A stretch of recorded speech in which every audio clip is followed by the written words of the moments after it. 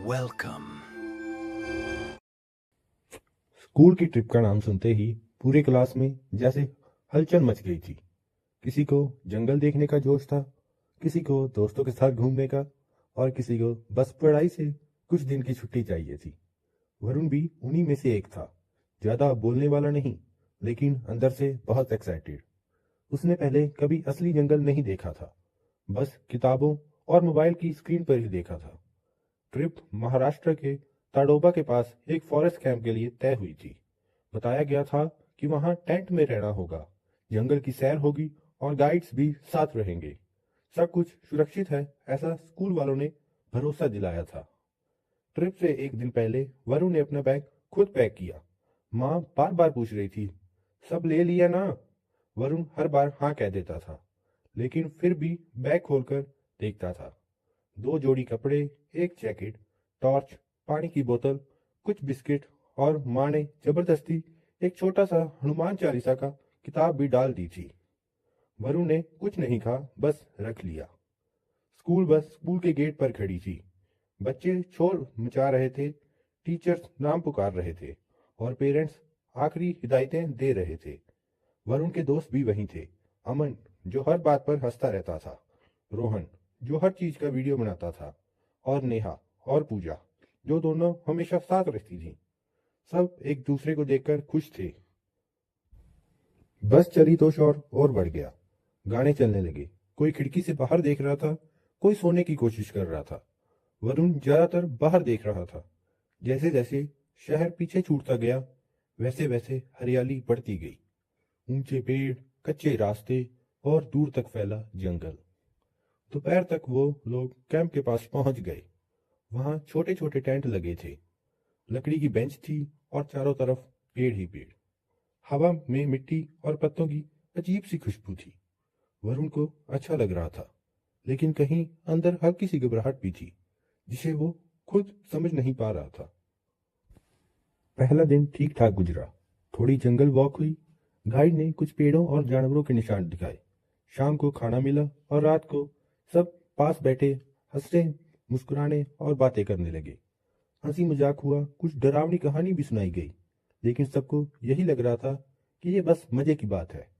रात में अचानक हल्की बारिश शुरू हो गई। पहले तो किसी ने ध्यान नहीं दिया, लेकिन जंगल में बारिश आम बात है, ऐसा गाइड ने भी कहा था। लेकिन देर रात तक बारिश रुकने का नाम नहीं ले रही थी।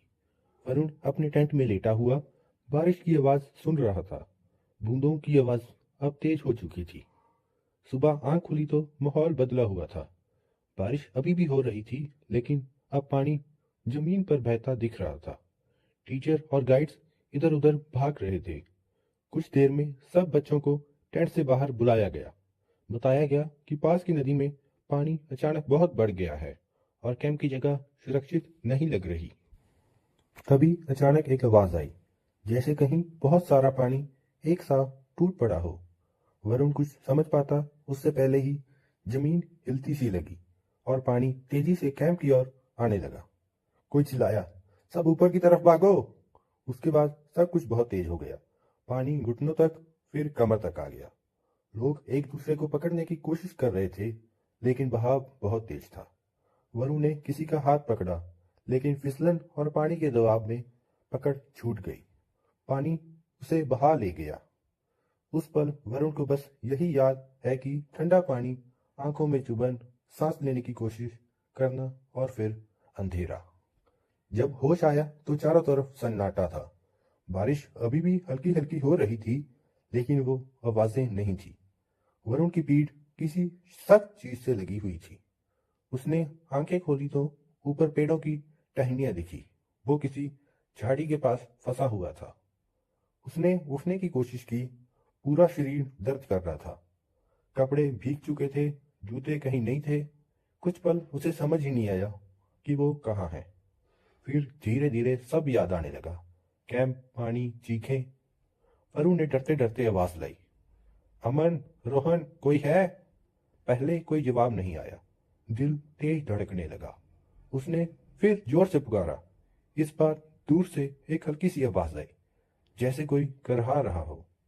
वरुण उस दिशा में लड़खड़ाते हुए चला। झाड़ियों को हटाते हुए। उसने देखा कि अमन एक पेड़ के पास बैठा हुआ है। उसका माथा जख्मी था, लेकिन वो होश में था। दोनों ने एक दूसरे को देखा और बिना कुछ कहे बस राहत की सांस ली। थोड़ी देर बाद आसपास तलाश करते हुए उन्हें रोहन भी मिला, जो एक पत्थर पर बैठा कांप रहा था। कुछ दूरी पर नेहा और पूजा भी थी। दोनों भीगी हुई और डरी हुई, लेकिन सुरक्षित। 6 में से 5 लोग साथ थे। किसी को नहीं पता था कि बाकी लोग कहाँ हैं। मोबाइल सबके पास थे, लेकिन नेटवर्क नाम की चीज कोई वहां नहीं थी। बैग, खाना, कुछ भी नहीं बचा था। चारों तरफ सिर्फ घना जंगल, ऊंचे पेड़, गीली जमीन और हर तरफ एक अजीब सी खामोशी। वरुण ने सबको देखा। सबकी आंखों में डर था, लेकिन साथ होने की राहत भी थी। उसी पल उसे लगा कि अब चाहे जो हो, किसी न किसी तरह से यहां से निकलना ही होगा। जंगल चुप था, लेकिन वह चुप्पी भारी लग रही थी। और असली मुश्किलें अब शुरू होने वाली थी। वरुण ने चारों तरफ देखा। जंगल अभी भी वही था, गीला, भारी और डरावना। लेकिन अब सब साथ थे। यही सबसे बड़ी बात थी। उसने सबसे पहले सबको बैठने को कहा, क्योंकि सबके चेहरे थके हुए थे और शरीर कांप रहा था। बारिश पूरी तरह रुकी नहीं थी, बस हम हल्की हल्की बूंदें गिर रही थी। सबसे पहले उन्होंने अपने अपने हालात देखे। अमन के माथे पर कट था, लेकिन खून रुक चुका था। रोहन का पैर थोड़ा मुड़ गया था, चल सकता था, लेकिन दर्द हो रहा था। नेहा और पूजा दोनों ठंड से कांप रही थी। किसी के पास घड़ी नहीं थी, लेकिन अंदाजा था कि सुबह का वक्त होगा।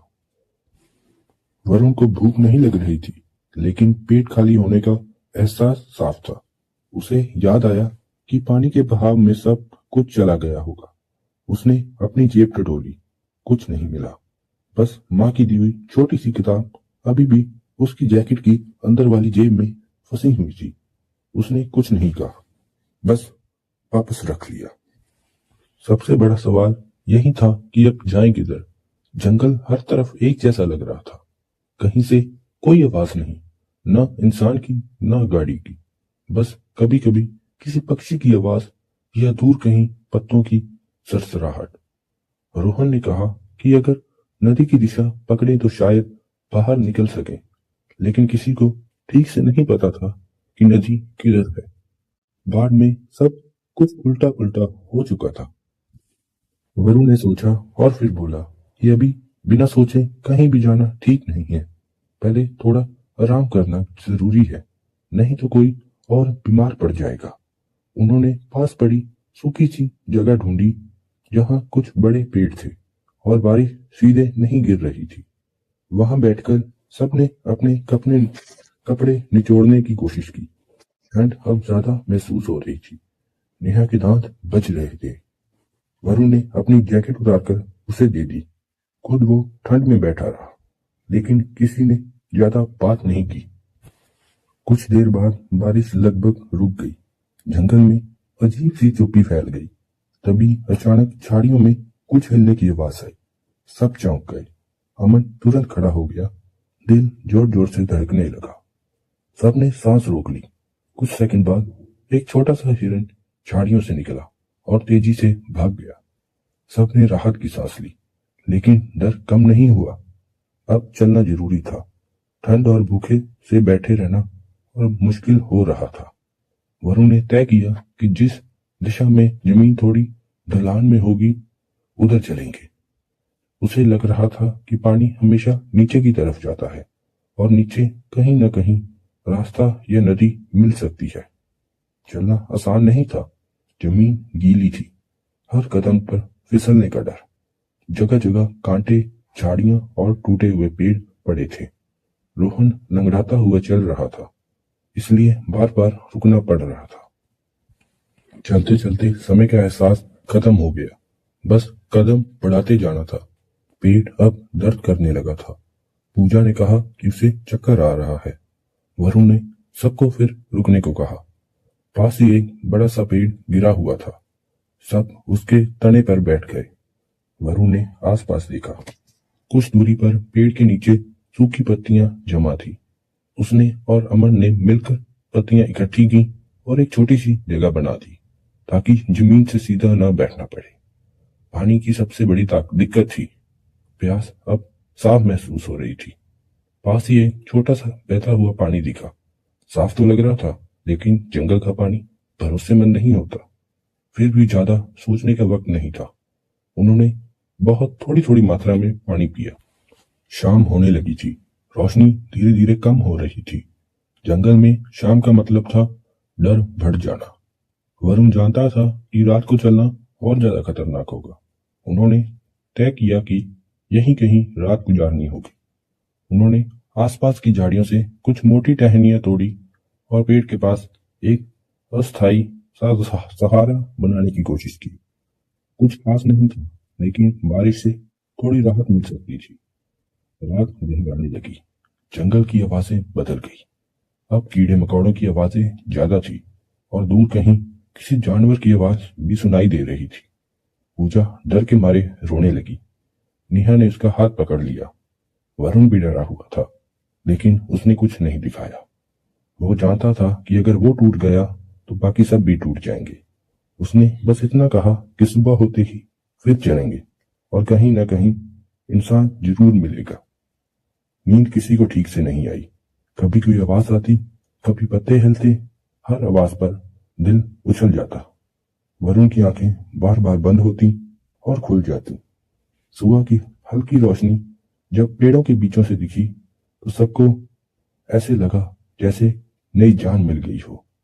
लेकिन शरीर थका हुआ था और भूख अब और तेज हो चुकी थी। उठते ही वरुण ने देखा कि रात में बनाए सहारे के पास जमीन पर बड़े पंजों जैसे निशान थे। वो समझ गया कि रात में कोई जानवर पास से गुजरा था। उसने किसी को कुछ नहीं बताया, बस मन ही मन डर और बढ़ गया। सुबह उन्होंने फिर चलना शुरू किया। अब सब चुप थे। भूलने की ताकत नहीं थी, सिर्फ चलते जाना था। कुछ दूर चलने के बाद उन्होंने पेड़ पर लाल रंग का एक पुराना निशान देखा, जैसे किसी ने कभी रास्ता का कोई चिन्ह बनाया हो। वरुण का दिल तेज हो गया। इसका मतलब था कि यहाँ कभी इंसान आया है। उम्मीद की एक छोटी सी किरण सबके अंदर जागी। लेकिन रास्ता अभी भी लंबा था और जंगल अभी बहुत बड़ा और असली परीक्षा अभी बाकी थी। लाल निशान देखकर सबकी चाल थोड़ी तेज हो गई।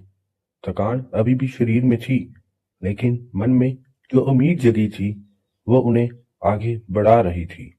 वरुण बार बार पेड़ों को ध्यान से देख रहा था कि कहीं और निशान मिल जाए।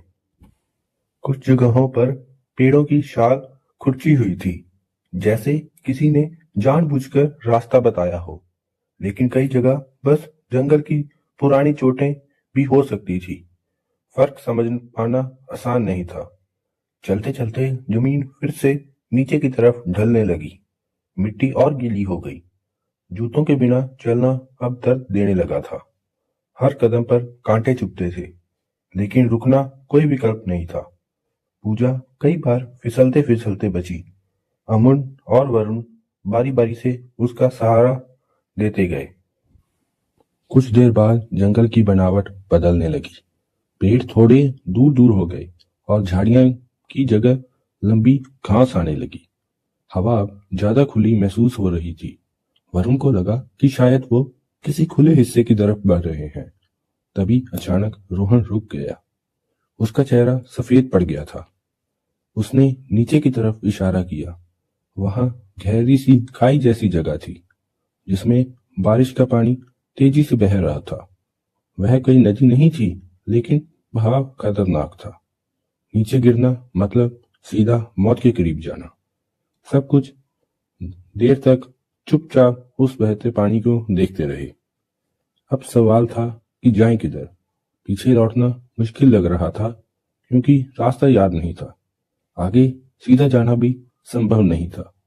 वरुण ने आसपास देखा।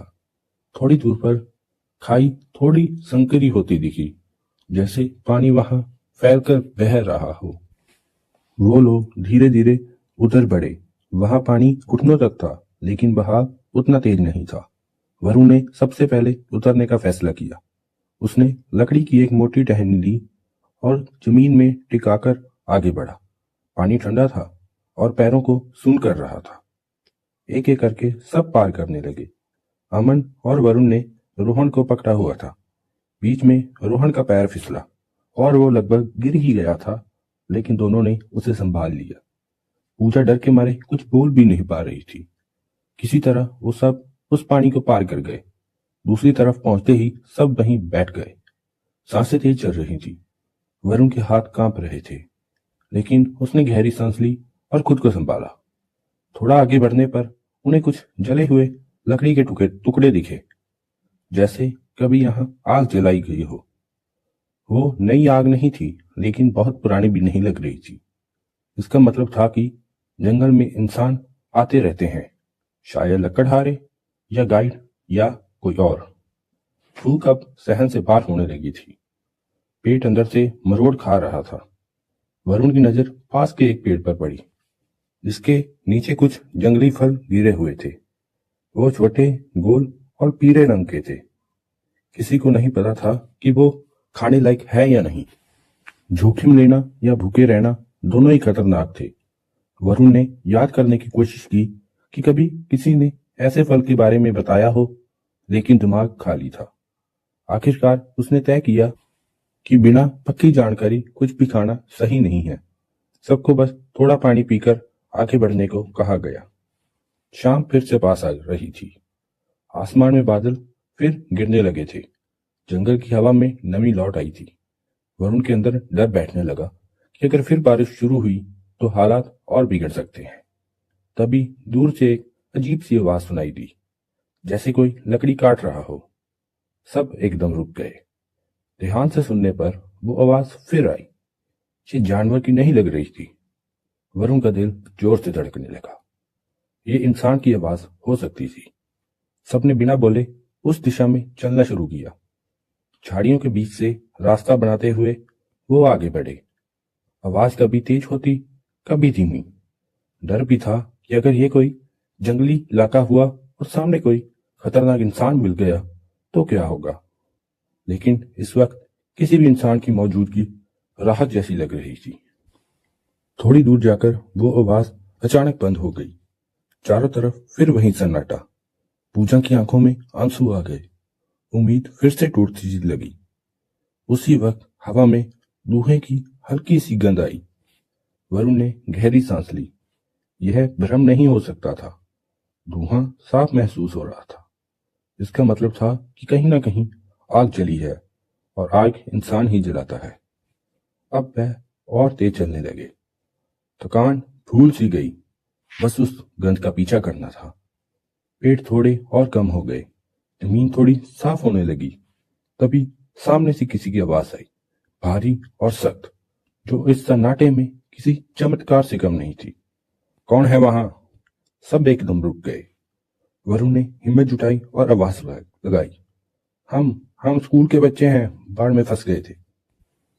कुछ सेकंड की खामोशी के बाद झाड़ियों से एक आदमी निकला। दाढ़ी बड़ी हुई, कपड़े मिट्टी से सने हुए, हाथों में कुल्हाड़ी। उसकी आंखों में हैरानी थी।